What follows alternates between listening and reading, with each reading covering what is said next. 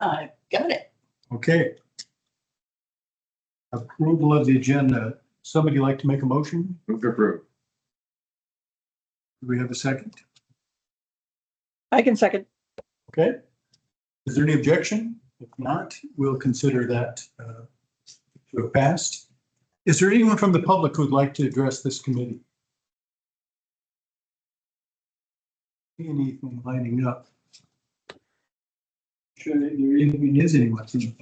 But Rachel's starting to.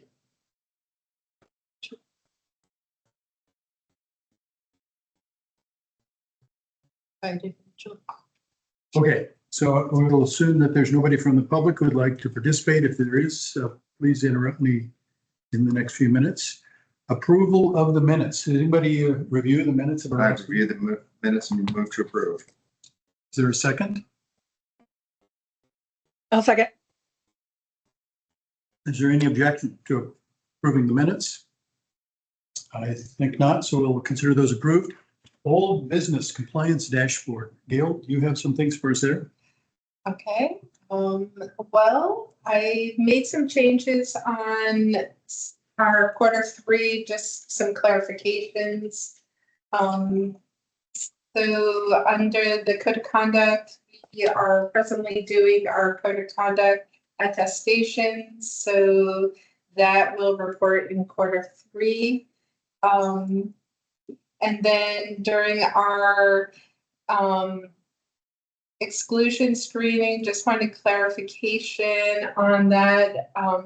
The SAM physician screening, that's been during the credentialing process, not prior contract, just to have a clarification on that to make it actually accurate. And then the physician screening monthly, we are actually working on a access to services that Tammy and our med staff office and PAS are actually probably going to be presenting after the first of the year.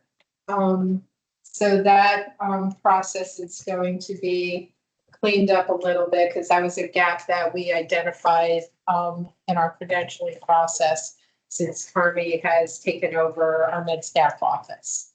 So you'll hear about that as they have developed this new process. And then our education, a lot of our annual training is not due until the end of the Q4. Are there any questions? Gail, I have one. Anybody else? So we were supposed to, I think I noticed that the board training has not been done this year. Is that right? We did some in the very beginning of the year and we haven't had any in the last 2 quarters. Well, I take that back. We did do some training at our last compliance meeting. I'm trying to remember where I saw that in here. Did we make note of that? I can add that the last meeting we did education on critical access. Okay. So I'll add that to the. Okay, are there any other questions? Okay, then thank you.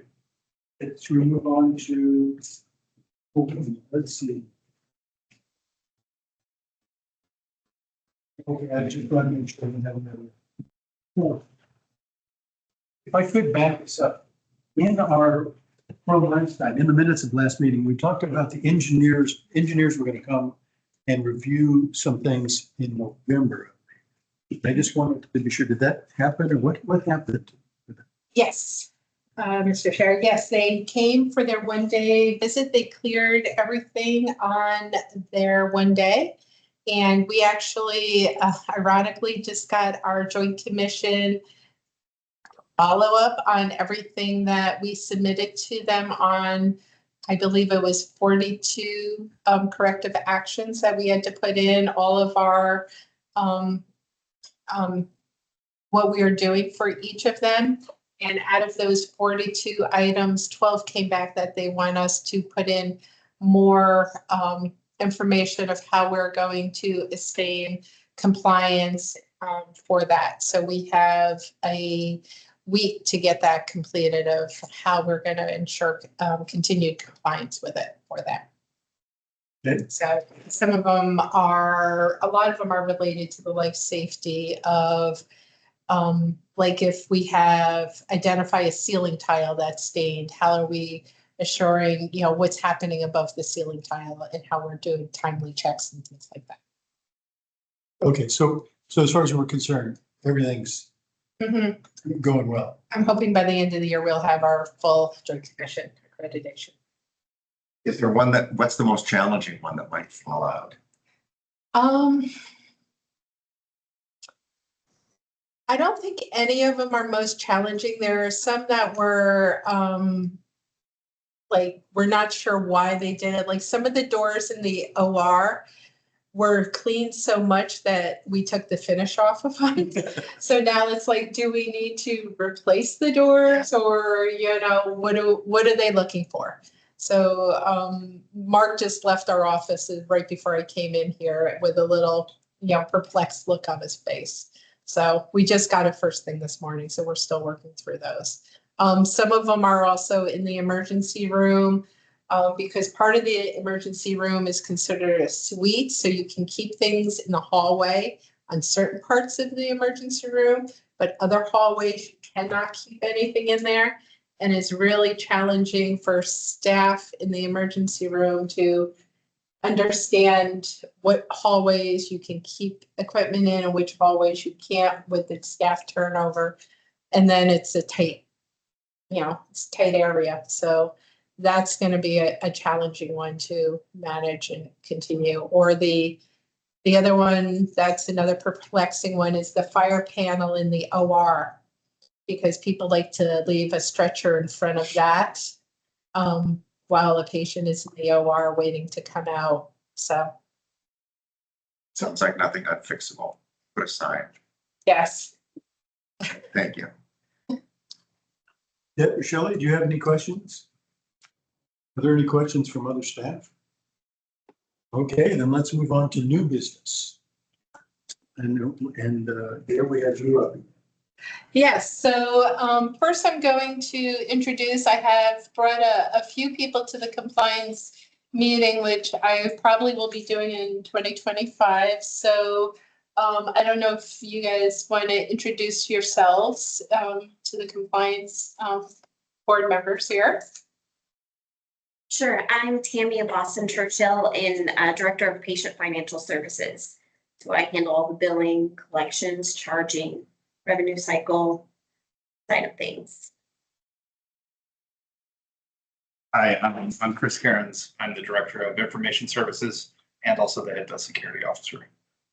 Sorry, what's your last name? Karen, C-A-I-R-N-S. And I do have Rachel Stark on the line. She is our HIPAA privacy officer. And Thank you, Gail. Oh, you can go No, ahead. I'm the Director of Health Information Management and a HIPAA Privacy Officer. So part of the reason I invited them is I just wanted to give you a quick overview of our Bartlett compliance work plan that we had for 2024. We're going to be updating our 2025 work plan. Right now, I'm working through our risk assessment that we do each year. So that will be going out, but I wanted to have them at the meeting in case there's questions on this as you're looking through what we've been doing each year, because these are some of the key players who do a lot of work behind the system. The other person was Heather from Hospice and Home Health, who would have been here. And then we have a brand new person over at Wildflower Court, Deb Kelch, who's just getting her feet wet. So just to be aware of that. And then the other person who will be giving an annual review of our 340B program is just from pharmacy. Right now we have an interim director over pharmacy is Gretchen. So right now things that we are working on, with Chris coming into IT. He's working right now to complete our HIPAA security risk assessment. That was done in December of 2023, and he has a goal of completing that at the end of 2024. We, with Carmi, and has taken over a med staff office. And the one thing that we did find through there is she did not find a tracking of our non-monetary compensation for physicians. So she's working on a process. We had a consultant in, and they're working on a good tracking for that, for any start concerns that will be reported on that area. Excuse me. As a physician, I'm not aware of any compensation that we get other than a parking sign for Alex Mall. So am I missing something? Oh, peanut butter, break room, between OR cases. Peanut butter is allowable. It is allowable. When you look at contracted physicians, you have to just be aware of just everything of tracking. And if we send you off for any type of training or any, because like we send out our credentialing team off to training each year or every other year, you know, and things like that. So we have to just track what we're sending out and having all of that documented, because if we're not documenting it and then we're audited and we have zero tracking, that's when there's a concern. So. And I remember, sorry, we used to get flown on various committees and stuff, but when we had more money. Right. Like MSQIC, we always send it out to either Hardy Springer or one of them for training also. But The big one was Alaska Communications, was the on-call service that we were doing. in the Yep. past. So services we're purchasing on behalf of the physicians. right. That we changed back Yep. in 17. Or like rentals, like if doctors are renting from us, we have to make sure that you're paying fair market value and things like that. We're Anything- not giving you a bargain. $1,000 cut and pay. But, yeah.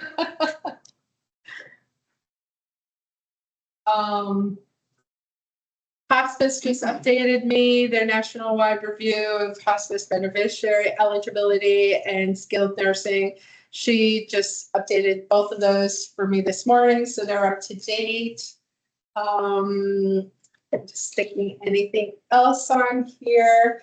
We will be updating our compliance plan, and either if it's you, Hal, or whoever is the chair of this committee, we're going to be working on our compliance education plan for next year. So we are due for that again for the board.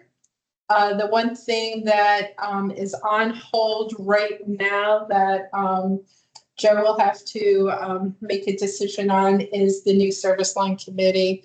That was something that Nate Ramsey had before he left. So that is something we're going to have to make a decision on how we look at that in the future. And then our physician contract committee, right now with that process, they are doing monthly reports to SLT and moving forward on that. And that will be part of the annual compliance report that I'm compiling for the full board. So you'll have a report on all of the physician contracts that came into this year. And then if there's any questions that the board members have on this report, please feel free to ask either Shelley, Deb, or Any questions? Shelley, looks like you're Through the doing chair. something. Please. I have a question on page 5. And my question is there was a significant increase in the amount of repayment for Q3. We're going. And I was just curious if there was any reasons behind that. So we did have a rack audit on some of our cataract surgeries from back when we were doing cataract surgeries. We discovered an issue in the medical records. Information that was needed wasn't there as per CMS. And so we had a significant amount of that was due to those cataract rack audits that we had to give money back on. They were from, they were older dates of service, but they just did the rack audit in the third quarter. Okay. Approximately what year? I think 2022. Yeah. Any other questions? Good. Okay. Well, thank you. Okay, let's move on to the identity theft prevention program policy. Hope everyone got a chance to look at that.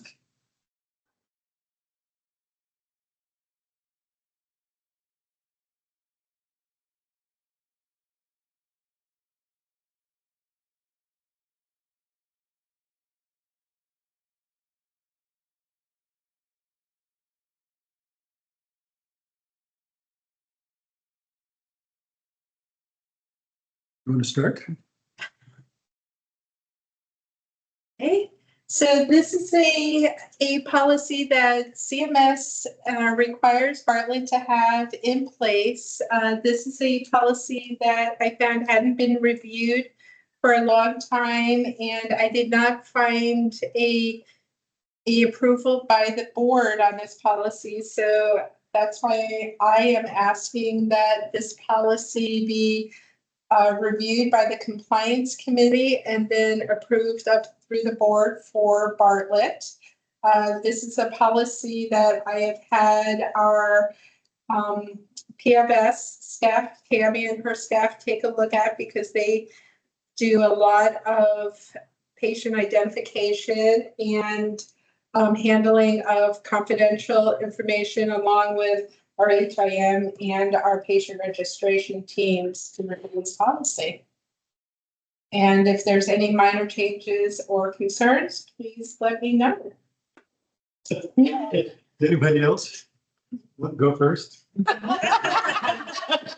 Okay, so let me first say, if I have a few minor changes, I do not want to see negative about the whole thing. The whole thing, I think, reads well and is clear. I was a little confused by the ordering of things, but then as I read it, it all made sense. I mean, in policy, I was looking for more stuff, but the meat is really in the procedures, and that's logical and so forth. First, let's see. Oh, okay. So if our policy is poison or medication must be kept out of the hands of children. Poison or medication must be out of the hands of children. Do you see the problem with that policy? Under that policy, if you find a kid with strychnine, he's compliant. The policy is being compliant. So we can't have a policy that poison and or medication must be kept out of the hands of children. That really should be and. Yeah. And is the only logical word that works there.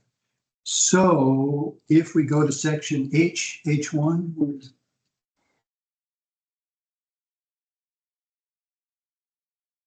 H1, offices and or file cabinets, desk drawers, overhead cabinets, and any other storage space containing documents with sensitive information will be locked and not used.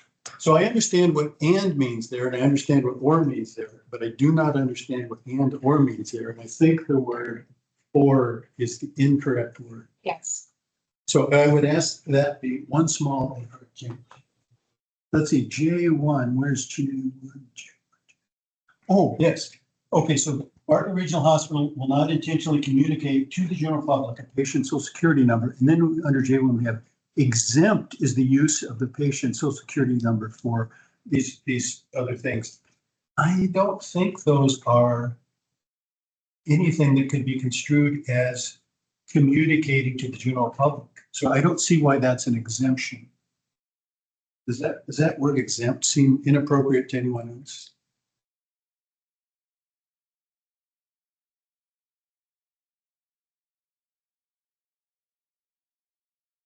Anyone else have any thoughts on that?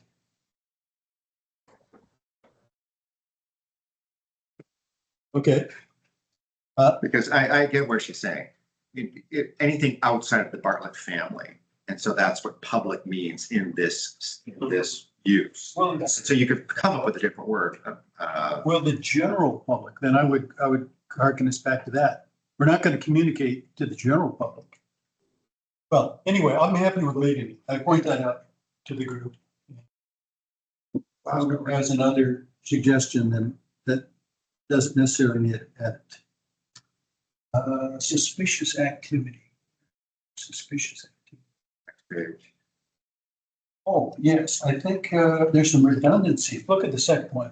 Documents provided for identification appear to have been altered or forged. And look at the second to the last. Documentation appears to have been altered, forged, gives the appearance of having been destroyed or resent.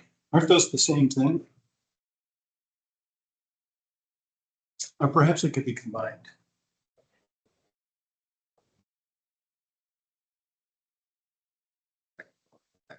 Covered in But delete the second bullet. yeah. Well, I'm just pointing these out as things I think are just need minor editorial changes.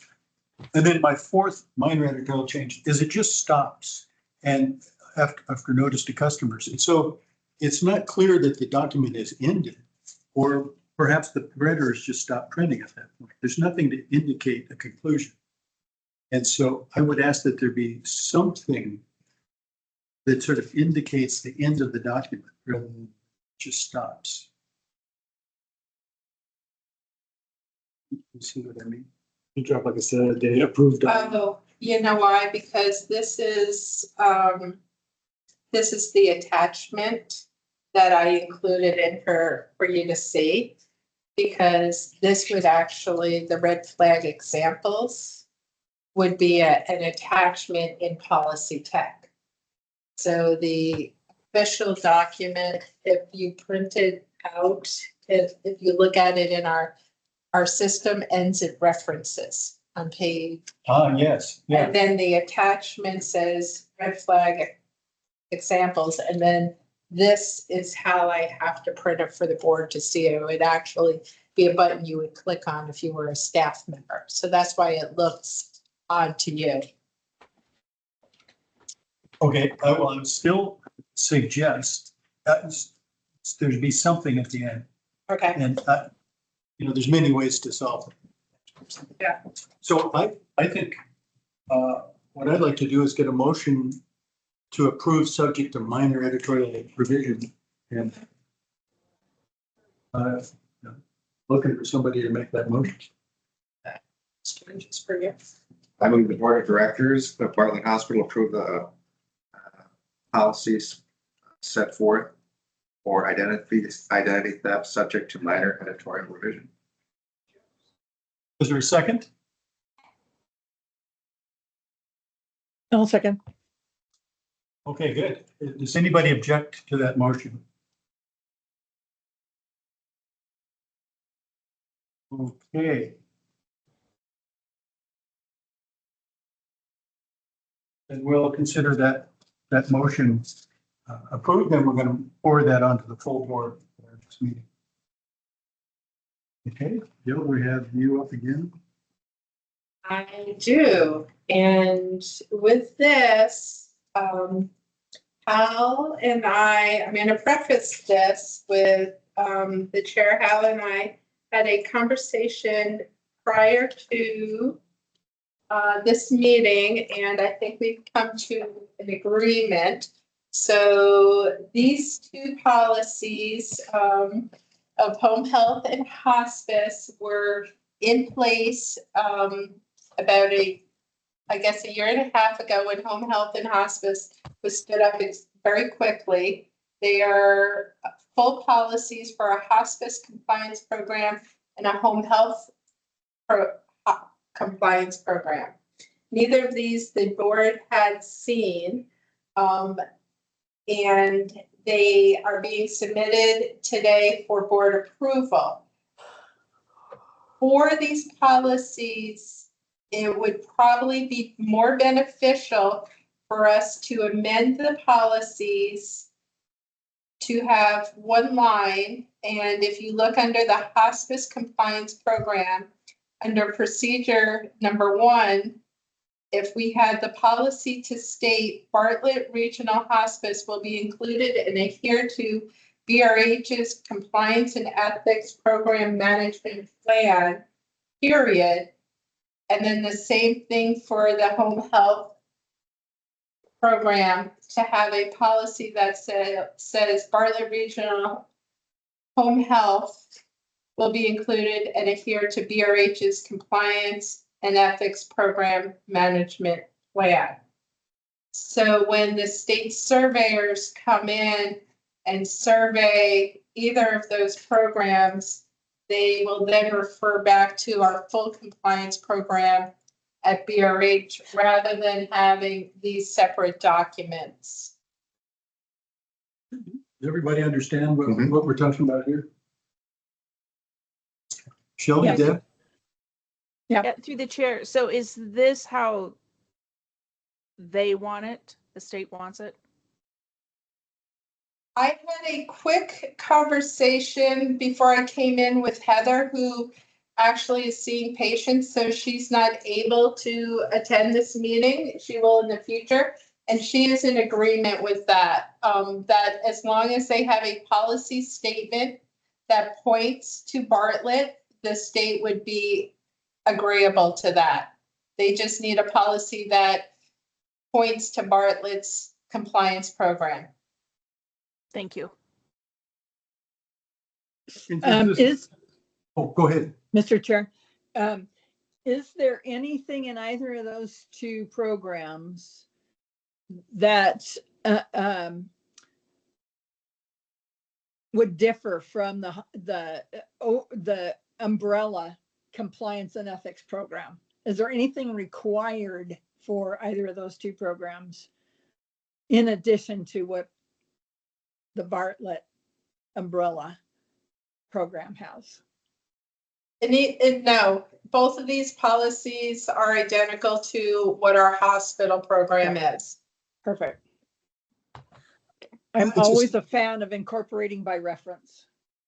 And since this is a public meeting, I don't want to appear like we did a bunch of stuff in the back room. I had some pretty substantial organizational problems with the draft policy. I didn't think it was really a policy. And so when I look up and what's under policy, managers and staff recognize and so on and so forth, that statement just does not seem to be a policy. Yet the policy appears in various places, or a lot of policy detail appears in various places elsewhere in the plan. So that was my problem. And I think that Gail's suggestion totally fixes that and is an adequate, sufficient policy statement.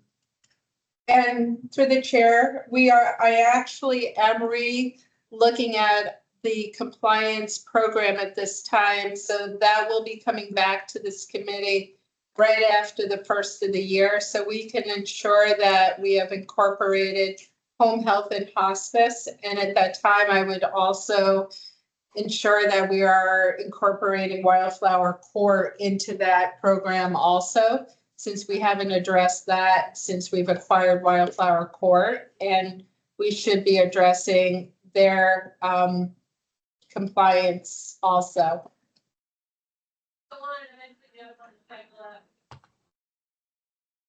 So somebody needs to make this as take Gail's suggestion and turn it into a motion. If that's the Sure. word. I move the Board of Directors of Bartlett Regional Hospital approve the home and health hospice compliance policies, subject to the addition that's already been mentioned.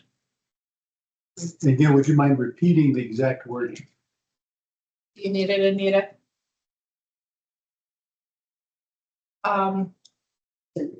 Recording. Okay. And I can send it to you. Okay, does everyone understand what the policy is that does everyone understand the motion that we're voting on, that we're going to send to the full board? I do. Shelley, do you? Yes. Okay. All right, then, is there any objection to this motion? Then we'll consider that passed. And then that brings us to committee comments and questions. Are there any comments or questions from committee members? My comment was that thank God we own home health and hospice because they would have had to write all these policies and we've got our own Gail.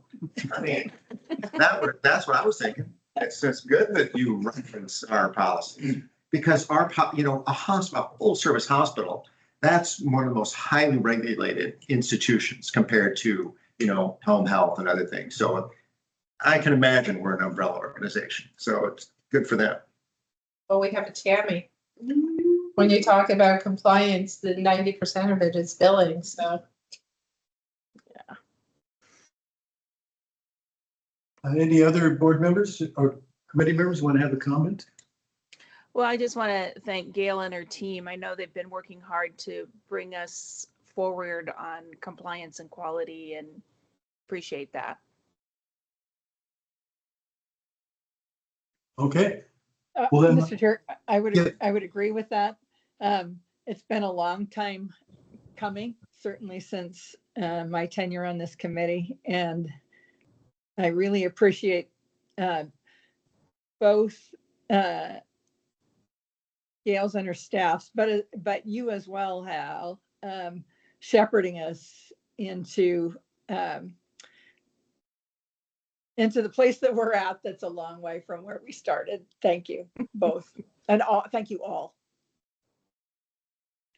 Well, I just want to say that I appreciate Gail's very helpful attitude and wisdom too. I mean, this problem that I just sprung on her, she just fixed that immediately. So, yeah, I think I am so pleased with where we're ending this year.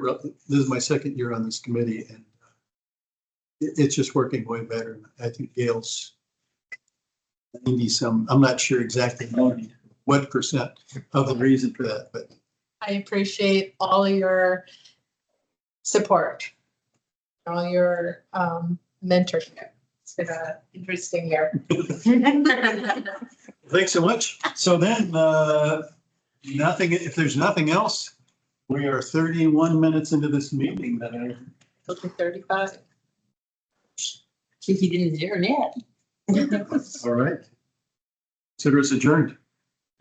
Thanks, everybody. Thanks, everybody. Have a good week. Thank you, you too. See you Wednesday. Yeah, we have planning Wednesday. It's the other- Yeah. Into these free cards.